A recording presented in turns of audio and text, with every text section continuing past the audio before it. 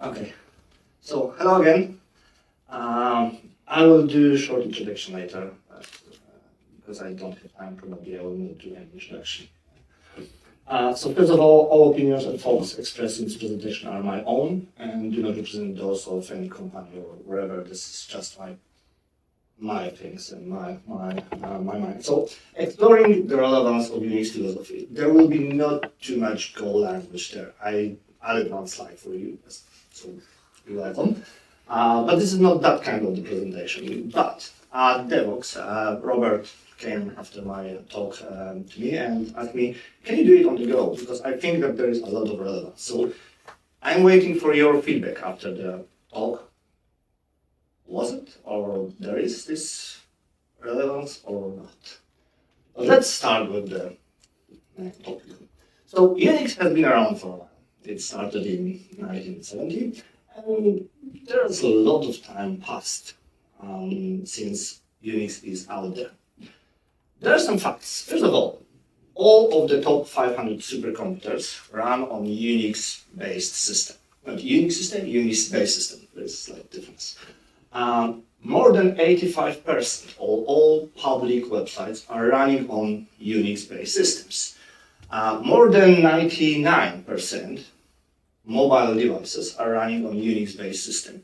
If you use Mac, iPhone, or if you use Android, you are running your phone on Unix-based system.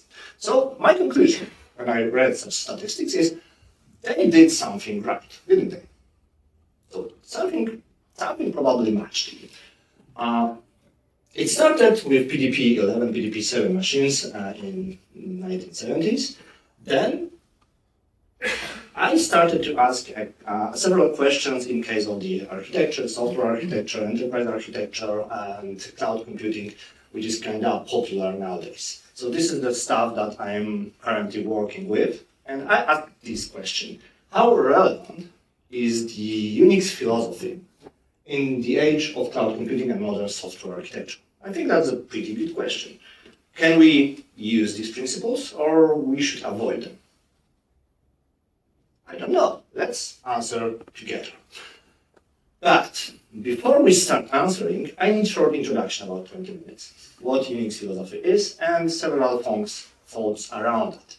So first, I would like to take you with me to a small journey through the ages of software development industry. These are my thoughts. You will not find such articles anywhere. So I believe that it started in the early days from the 70s up to the 90s. These are the days where there was limited computing power and limited memory. Because of that, software developers, engineers, were pushed to think about resources. You need to think about memory. You need to think about CPU, because we don't have too much of it, because it's so expensive. But in the 90s, and especially in the 83, something happened. The internet happened.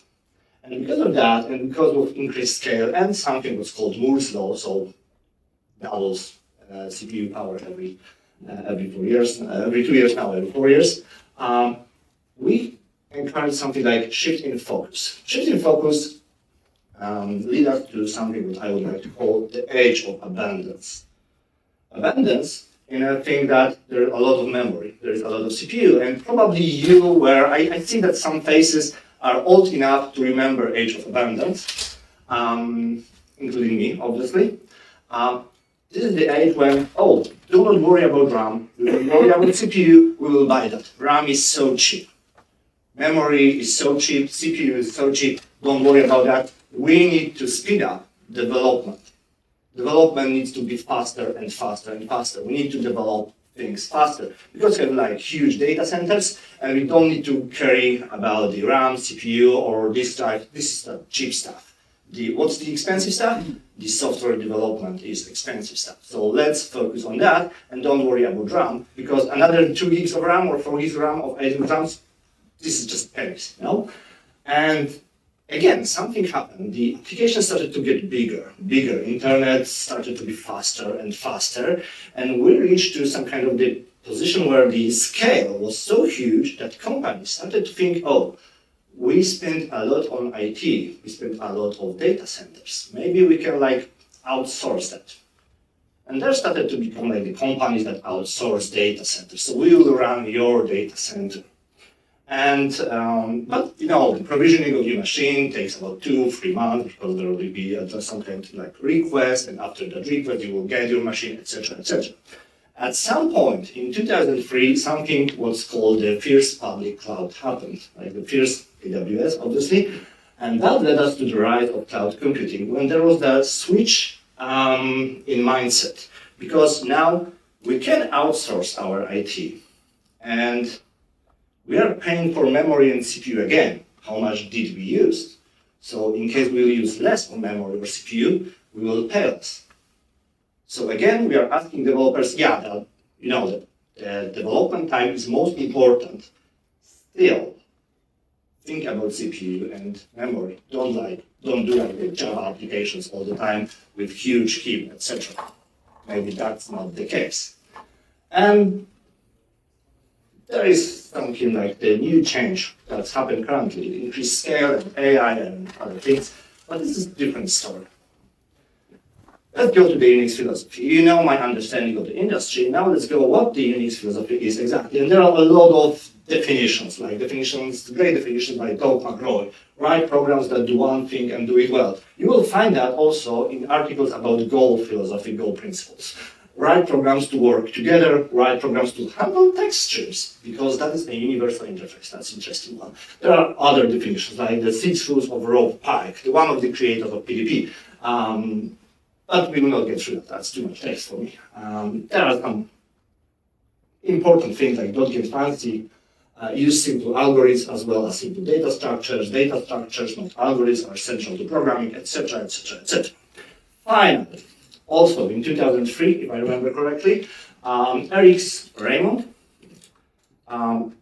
take all of that knowledge and write it down in a single book. The book is available online. I will give you a link later.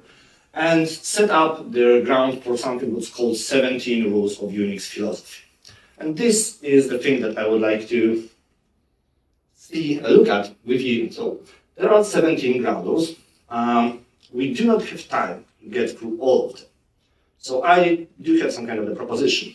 Let's focus on these 4, but still, I don't want to give you like 4 and nothing. So let's go quickly through the rest of them. And then, after the rest of them, we'll focus on these 4 more deeply. And we'll try to compare them to modern architecture and modern approach to software development. Does it look okay? It's fine? Cool. So let's go through them. There are 17 of them. Let's start. Rule of clarity. Clarity is better than cleverness. That's how the rule says. So write something that's clear, not clever. Don't try to write a clever code like something that will be not readable at all. Write code in a way that will be clear and easy to understand. Simple as that. Rule of parsimony. Write a big program only when it's clear by demonstration that nothing else will do. That's in the ground rule of Unix philosophy. Start with small applications that you can connect together, that can talk to each other, instead of starting with some kind of a big, huge application. Like, you know, like I could have like this one single API on the cloud and do everything with that. Do we have cloud as such?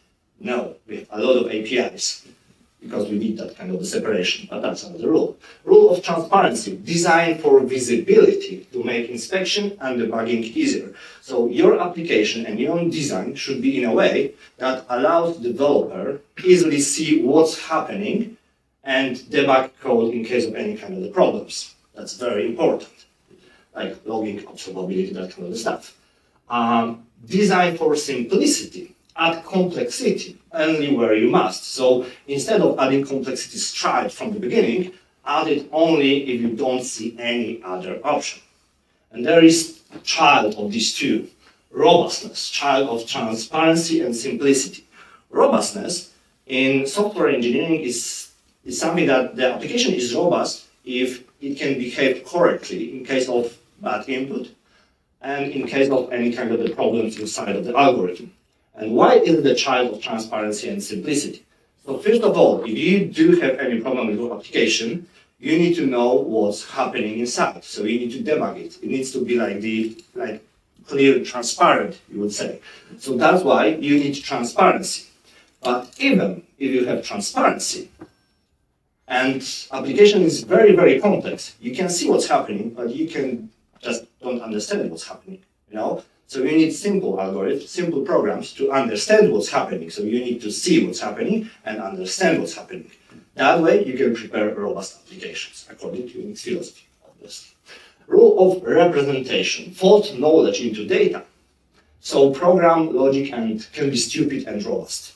So this is a rule that says, like, instead of adding complexity to algorithms, add complexity to your data.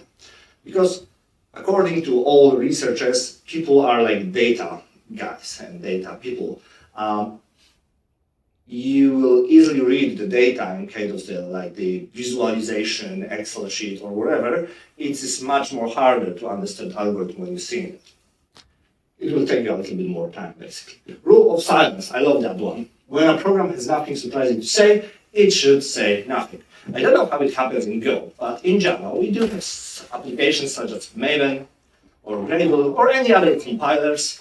And when you compile application, there's a lot of things going on, to not use other word. Like, there's a lot of messages, and I'm not saying about errors, I'm saying about a lot of stuff that's, oh, I think that dependency or that dependency or whatever. Probably you have such tools as well, that there's a lot of stuff going on, and you can lose some important facts by reading that data, or probably not reading it at all, because you get used to that, oh, there are some kind of the messages, that's like the always that kind of the way. Rule of repair, when you must fail, fail noisily and as soon as possible. So in case of something happening wrong and you cannot repair yourself, then fail noisily. Give that information for customer, for client of your application, of your API, that something won't happen and what's happened in a way that shouldn't. Rule of economy, programmer time is expensive. They did know that in the 70s, you know. Conserve it in preference to machine time. And they also have that like nice phrase, if you need to speed up your application, just wait. Because there is a long rule, so probably it will just speed up by itself. You don't need to do nothing. Yeah. Rule of generation, avoid hand hacking, write programs to write programs when you can. And that's why we have compilers, dependency management, etc., etc., etc. Because someone wrote them and we also are writing that kind of the tools. Why? Because computer and the applications are more robust, then they do not have bad days, you know? They do not have days like, oh my God, I hate myself today, I will do shitty work today because I want to. Like, they do not have that, they are just doing their job properly. Rule of optimization, prototype before polishing, get it working before you optimize it. You can find like the echoes of this in the TDD and a lot of other principles. Rule of diversity, distros all climbs for one true way. If someone told you that Go is the best language in the world and it works every time, it's true. Yeah. If someone told you that Java is the best language for enterprise, he lied. If someone told you that particular database is the best because it solves all the problems that you might have, he lied. Or she, obviously. Rule of extensibility, design for the future, because it will be here sooner than you think. But we are talking about extensibility, not like the open for extensibility, not like providing all the features that you might not need to, because you think that they may be useful, YAGNI, etc. And that makes us here. Now, after this short introduction, we can start the real presentation. I still got 40 minutes. Okay. Rule of least surprise. Rule of least surprise is like very similar, very simple, very easy to understand. Yet, I not understand why it's like a lot of people break that rule. In interface design, always do the least surprising thing. Also known as rule of least astonishment. Let me give you an example. Any one of you know what Vagrant is? It's like the CLI tool.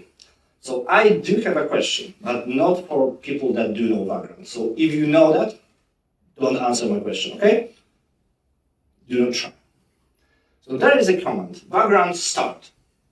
How do I, background start? Background is tool for starting virtual machines, for example, running them, provisioning them. There are a lot of features around that.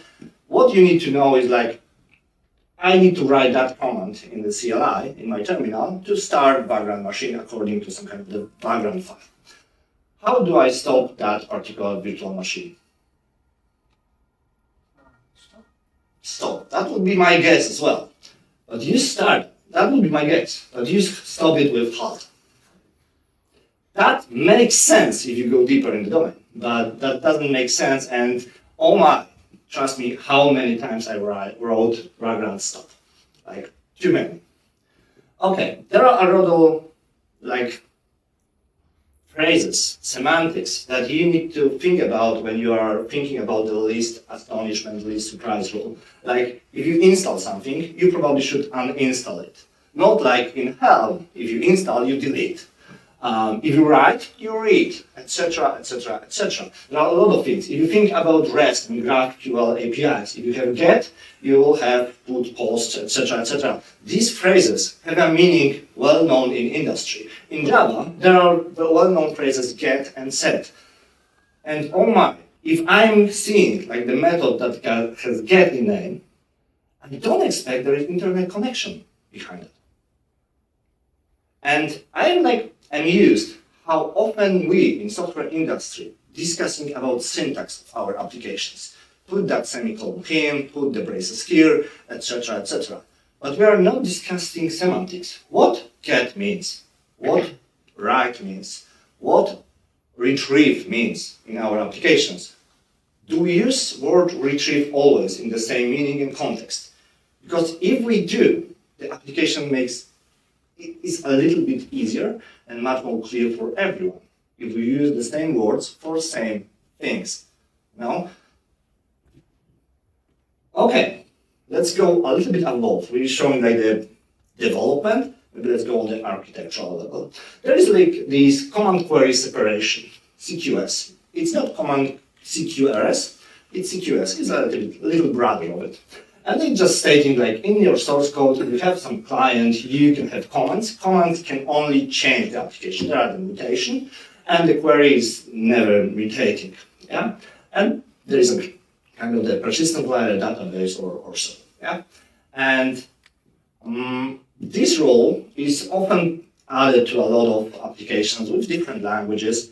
However, it's also in 90% of the time broken in such cases. Like, provide me the application with clock counter on the page, the visitor's number, using that rule in a proper way. Think about it first. So you may think that everyone knows that. I'm just taking the basic stuff, like think about semantics, not only syntax, things about like the software architecture to be like in a proper way. So, but still, people are saying that we are using Scrum instead of doing Scrum or just using different words. People are using words for words and doing the talk instead of doing the walk. And you might say, okay, but there are bigger guys, they know what they are doing. So let's take into account like Google. Google knows their stuff, yeah? They do kind of good software. So there is this tool in GCP, Manage Apache Kafka, built for your data analytic platform. What's that? Is that Apache Kafka or it's not Apache Kafka? It's Apache Kafka. So if I'm looking for Manage Apache Kafka, should I use it or should I avoid it as an architect, let's say? How would you do? GCP should avoid. Sorry? GCP should avoid. I'm kind of happy with GCP, but that's another story. Like, should I or should I not? You know, you are thinking, I don't know, like that's a little bit confusing. That's just Apache Kafka, but it's installed with a plugin for BigQuery, that's it. But you don't need to use that. So, like that. So, they have a lot of discussions internally about it. Let's go to another policy. Rule of separation. Rule of separation, separate policy from mechanism, separate interfaces from engines. You know, these rules are established in 2003, but they are started in the 80s, the 90s, so they're kind of old, you know? So there is this driver engine pattern. I will give you several patterns that falls into rule of separation as examples how you should design your applications. Engine driver pattern. What's an engine driver pattern? For example, engine is Git, and driver is your application that uses Git. Any one of you use either some kind of the IDE, or you're writing straight into the text files? Yeah, so probably your IDE has support for Git, for example, yeah? So you're using that pattern. And if you think about it, you can have a lot of engines using by one driver, or you can have a lot of drivers using single engine. That's why Git started to be so popular and other tools as well. So that's the first one pattern. There is similar one, client-server. Client-server, probably you heard that before. For example, Kubernetes works on that. You have Kubernetes server, and there are a lot of clients, like kubectl is one default client from terminal, but you can have Rancher, etc., that are using the API for the server. The difference between this one and this one is that the server is running constantly, and the engine is doing its job when asked, like the Git. You just execute that, and it's finished the job. There's no running process anymore. No? That's the only difference. Any one of you had or have? Oh, I started to rhyme. Cool. Any one of you had a printer? Do you know how printers worked back in the days? And they still work in the same way, in the same principle. There was a directory on operating system that was called printer spooler or something like that. And there were 3 applications, free, no 4, no 6, just free. The first one was Job Launcher. What did Job Launcher? Copy the file that you asked to print to this spooler directory. Then was QLister. What QLister did? QLister was listening files in a directory. You probably know how to write such application. Job cancellation utility, if there was a file still, then you can delete the file from this directory because it was not printed yet. You probably also can know how to write such application. And there was the daemon. Daemon was a server working on that machine, and it was connected to the printer through LPT port, USB, etc., similar solution. And it was taking files from spooler, and if the file was printed, the file was deleted. That's how printers works. And in case you have like limited resource, because there was only one printer or one CD driver, the same approach, you need to have some kind of the like single point of contact to that kind of the resource, depending if it's an input like the CD or output like the printer. Okay, let's go a little bit above. Again, like the rule of separation. The clear example of rule of separation is hexagonal architecture. Are you familiar with hexagonal architecture? Most of it. So if not, the basics of the hexagonal architecture is to separate some kind of the concepts, things that are connecting to outside world, no matter if it's an input or output, because if you can see, data sources are also separated. So you can switch data source from one to another. That's like that's premise of hexagonal architecture. I'm not saying that's easy, but that's premise. So you can have your REST API, but if someone asks you, oh, we will need also GraphQL API for that.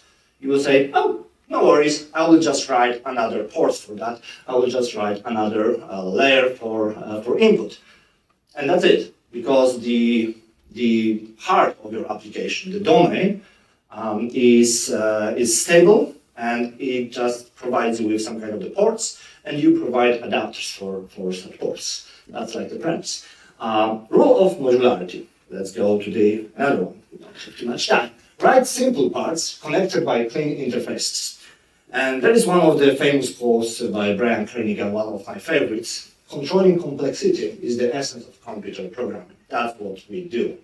I really believe in that. So what's the rule of modularity? The rule of modularity is saying that how to cut our applications in pieces. How we should make our application modular. And we have nowadays like 2 basic solutions. First of all, we can cut application internally. It's still one application. We'll just have like modules, like parts of it, like logically separated parts of our application within a single process on the system. But we also can do something a little bit different. We can add more complexity. That complexity is called networking. And we have created distributed applications with a lot of new problems, a lot of new problems. There are also benefits. Okay, let's start how they did it in the 70s. So if you think about text processing, you will find out there are at least three basic applications: AWK, set, grep. AWK is application for pattern-based processing of the text. Set is for editing of the text, and grep is for searching. They were able to provide you with one single application for all of these features. But instead, they provide a free application. They make it a little bit more modular, so you can choose what you really need. In car manufacturing, you probably see that there are a lot of similarities and reusability. I believe that the car manufacturing have like the master or black belt in modularity. They are using the parts in expensive cars, in cheap cars. They might be the same parts in both of them. If you think about the cloud approaches, you will see, for example, there is no single solution for storage. If you want store videos, images, docs, websites, in case of GCP, you have objects, and each of the clouds have something like buckets, objects for that kind of stuff. If you think about databases, caches, virtual machines, disk, you probably also have different type of the storage, like the block. And for data analytics, web content management, also there is often a different type of storage. Why? Because they are kind of smart in that. They asked a bunch of people like you, the smart guys, and said, they didn't say like, provide me the best storage in the world. That might be difficult. They said, provide me the best storage for storing that type of files. They limited the scope, and by limiting the scope, they engaged developers to think about optimization for that particular type of storage. And because of that, they did probably a little bit better job that we would do if we would just need to write that kind of a solution, developing some kind of the business features simultaneously. Because that was the domain. The domain was setting only these kind of the files. And by providing modularity to your applications, you are giving yourself possibility to focus on part of the application, to limit your context. And by limiting your context, you are maintaining complexity of your huge application. That's why you do modularity. This way on another. Okay? Do we have any architectural patterns that applies that? Yeah, I will share with you at least one. Bulkhead pattern. Bulkhead pattern comes from creating of the ships. The ships have something what's called bulkhead. And I should put the image here. If ship will run into iceberg or something like the hard object, and this bulkhead will be hidden, and there will be a leak, only a part of the ship will be flooded by water, not all. And we have the same approach in architecture. And you can cut it into like the service layer or business layer. Imagine that you have like global application, and Italy is going down. Do you want all your markets, all your countries have to be disturbed by the failure in Italy? Maybe yes, maybe not. I don't know. But if you decide that you don't want such things, you can put a service for each country, and in case there will be a problem with one country, other countries will not be affected. But maybe you can go with the business approach. Imagine that you have like the different departments. There is the financial stuff, there is like the selling stuff, and if you cannot create an invoice, maybe it's not a good thing that the invoicing system will break also the selling part.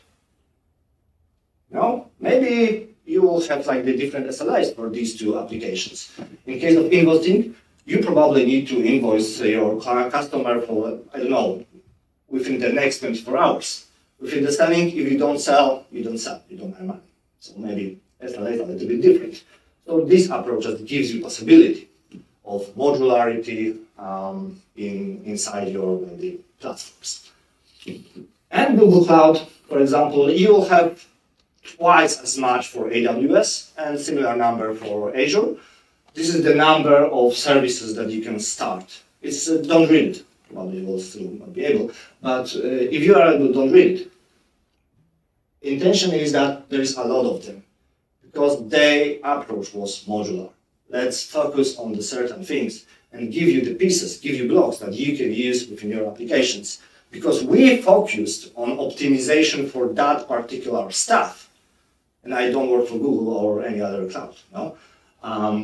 So sometimes it's worth to think about it, sometimes not. Okay? So the problem is that usually cost of reducing complexity in your applications is more complexity. Like, I separated my application, but now I do have interfaces between these modules. I separated my applications and for distributed application, and now I have networking. And networking falls into like distributed networking problems and all of the fallacies that probably you know. So you need to think where you gain more than you lose in case of the modularity and in case more modular approach. But for me, it's not a rule anymore, like for the modern architecture, modern applications. For me, it's kind of the requirement to do modular stuff, requirement to control complexity, because you can choose what's separated from what. You can choose how loose coupled your application should be, because it will never be like the totally loose coupled. Because you will have one of the dependencies. It might be time dependency, data dependency, schema dependency, etc., etc. There are about 9 or 11 types of dependencies. But still, you want to separate these concerns. The scalability, like if you want to be scalable, you probably don't want to have one huge application that will be scaled because you will pay too much for that. If you want applications to be maintainable, you don't want applications that have, I don't know, 200,000 lines of code within a single or two files and handled by, I don't know, 100 people. That's like the opposite of maintainable stuff. And if you want to have better interfaces, you want separated people. Probably you know the Conway's law. If you separate people, you will have like the better interfaces between the teams. And that stuff also applies for modularity. In Java, we do have something like packages, modules, so we can separate things. But let's not talk about Java. Probably in Go you also have. Like, I started to read about Go. I am like more or less Rust person, but I thought that with such experts as you are, that would be like the stupidity to start talking about Go. So I just avoided the topic. So if modularity was about decomposition of our application, of cutting it to the pieces, then rule of composition is about putting it back together. Because if I will like the separate things, probably at some point in my mind they were connected. I decided to separate it because of the business, because of the logical interfaces, whatever reason it was. I separated things, and now they need to be connected at some point somehow. So we are talking about putting stuff together, and putting stuff together is rule of composition. In Linux, in Unix, they created something what's called pipes. Pipes is that like the line in your terminal, and that's why they pick up text streams. I don't know if you remember from the very beginning of the presentation, there was the Unix philosophy, there was the 3 lines, and the third line was talking like, oh, you need to handle text input output so applications can be connected together. That's how they did it. And how does it work? So the output of one application is passed to the input of the other, and they can connect everything. Yeah? So that's how you do. You can do a lot of more complicated things like sorting, etc., etc. And that falls in the like create a lot of small applications. You can certainly do a lot of nice applications in Go. I saw a lot of them, and I used a lot of applications that were written in Go, or are written in Go. Okay, let's pick up. And what they started in the 70s was something what's kind of the architecture that's called pipes and filters. Anybody knows pipes and filters? Heard of it? Okay. Pipes and filters are just like the 4 types of filter and pipes between them. Pipes not necessarily needs to be synchronous. There can be asynchronous connection between the filters. And you have only 4 types of filters. First one, filter, is something what's called producer. Producer is a filter that have output, don't have input. It generates data somehow. Filter on the very end, consumer. Consumer is something that have input but doesn't have any output. It just produces something. Think about compiler. It gets like a lot of source codes and they create one file. There is no output like the text output or output that you can reuse anyhow. Or something what's load data to database will be like the sink, will be the consumer of data. And there are 2 types in between, the filters that have both input and output. The first one is called transformer, the second, and the transformer change input to something different, like, I don't know, change text to numbers, whatever, and, or like do, I don't know, currency exchange, that might be it. And the second one is called tester. Tester tests input against some kind of the rules, and you will have on output only the line that will pass the rule. Yeah? And functional guys probably will kill me, but this is the beginning of MapReduce and functioning within that. And it's not only my opinion, so don't kill me after the talk, but it is what it is. But you know, that was created in the 70s. It's still there if you say that there is a tool called Apache Camel, and Apache Camel is just the implementation of pipes and filters. Like the tool ready for you, you can write pieces and connect them in a certain manner. But let's say, that's still old. Look at that diagram, it's from their page. It looks like 90s. Maybe you will give us something a little bit modern. Okay, here we go. Do you know what's ETL and data lake architectures? Yeah, that's a pretty modern stuff, you know? ETL stands from extract, transform, load, and I'm not saying that ETL is the same as pipes and filters, but ETL guys say that the ETL stays on the shoulders of pipe and filters. It's a little bit more, but it still follows the same principles and rules. So you have extract data from something, it can be from data lake or wherever, then transform the data, like from one thing to another, like calculations, filters, limiting, MapReduce is there, and then load that data that you transform into some kind of the data warehouse, probably BigQuery or whatever. That's the modern approach. In Java, we do have streams. That's the same approach, like the transformer, tester, MapReduce here. There is some kind of the extraction consumer. In Go, I found a library, it's called Go Streams, that did exactly the same. They are the same part, and building blocks are called source, flow, and sink. So pretty the same approach, that's the same. And if you go for like the architectural principles for creating modern data analytics pipeline, you have capture, process, store, analyze, use. It does sound familiar, isn't it? Like, it's still the same. It's what I call the data train. Like you have train with data, and sometimes something fall off from that train because of some rules. So we do have the 3 principles: modularity, composition, and separation, that creates, I believe, like the most of the modern architectural principles nowadays. So before, because I still have some 6 minutes, will do. Only for 40, 50 slides left. Will do. Before we start to answering our question, we need to ask ourselves why Unix philosophy succeeded. I say that they did something right, but what was it? Like, what's the ingredient? So there is a really nice article, we will not read it, from 74, Salvation Through Suffering. But they state like the several objectives here. Designed the system to make it easy to write, test, and run programs. The ease of extensibility, adding applications, was one of the factors. Properly designed interactive system is much more productive and satisfying to use than a batch system. Batch system, like you have the tape, you added the tape to the system, you run that tape, and eventually you find out that everything works, or rather not, usually.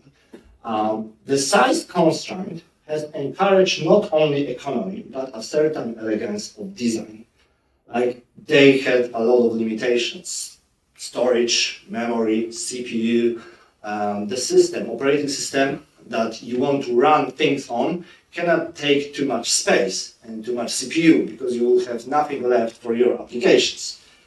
Because of that limitations, they started to think about design, how to implement that, how to make that work.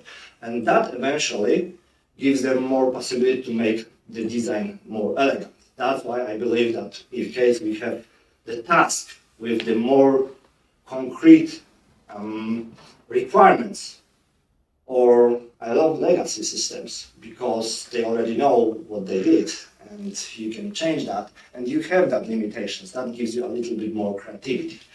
The system was able to and did maintain itself. So the open source stuff that give a lot of to people, give the source code, they can repair, they can fix it, they can add the new stuff, and that's why they claim the Unix philosophy is so popular, Unix by itself. So how relevant is the Unix philosophy in the age of cloud computing and modern software architecture?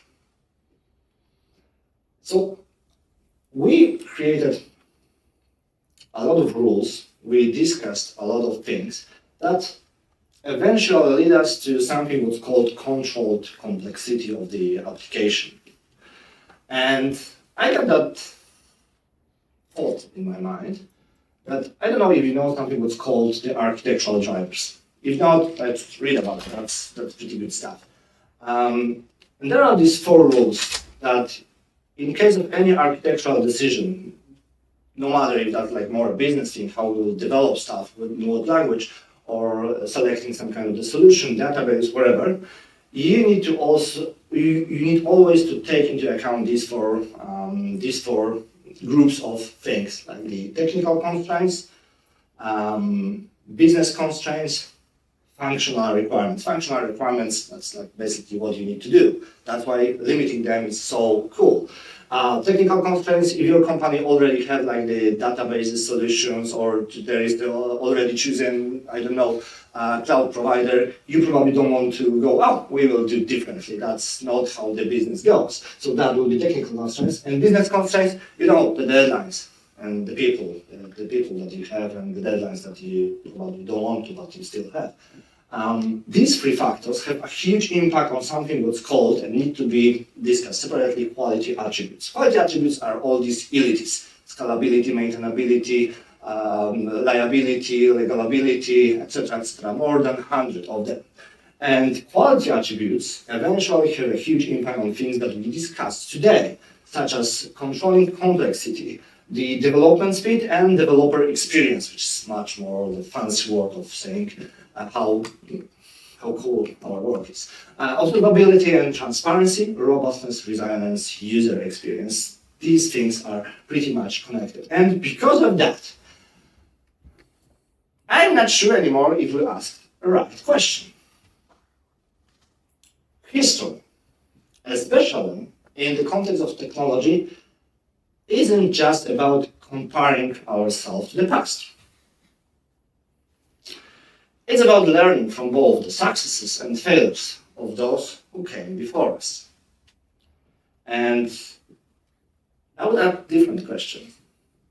Can we do better than our colleagues from the 70s? For our industry, for development, for the principles, how are we developing software? Can we? If you want to learn more, there is a great book, The Art of Unix Programming. It's online, it's free. You can also buy a hard copy on Amazon. You can also, if you really want to buy a version of Polish, in Polish language, it's available on Helion. The translation is terrible. Don't do that. But if you want to harm yourself, please, certainly, the book that is for free, you can buy for around 180 zlotys, so that's like the pennies. Thanks, folks. If you want to connect with me, there is my LinkedIn link. If you want to see my other talks presentations, there is my page where I share where I will talk, and there are some videos as well. Thank you. 7 seconds left.